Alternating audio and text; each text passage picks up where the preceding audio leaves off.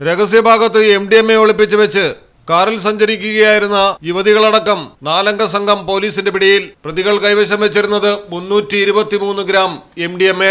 പരിശോധന തുടർന്നതോടെ മൊത്തം 6 പേർ കസ്റ്റഡിയിലായി. തൃശൂരാണ് സംഭവം. പാലക്കാട് മുതലമടയിൽ നിന്നും തൃശൂരിലേക്ക് സഞ്ചരിക്കുമ്പോഴാണ് പ്രതികൾ പിടിയിലായത്.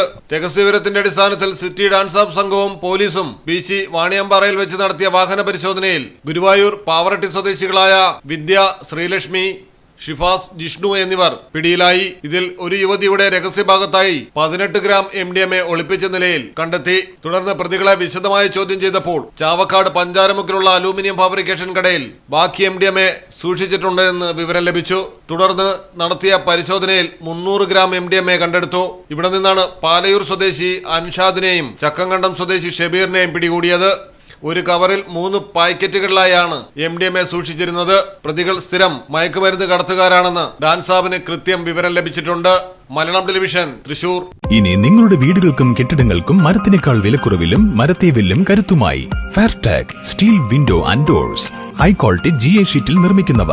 തിരഞ്ഞെടുക്കുവാൻ ആകർഷകമായ ഡിസൈനുകൾ വിവിധങ്ങളായ അളവുകളിൽ ലഭ്യമാകുന്നു. Fairtag steel window and doors.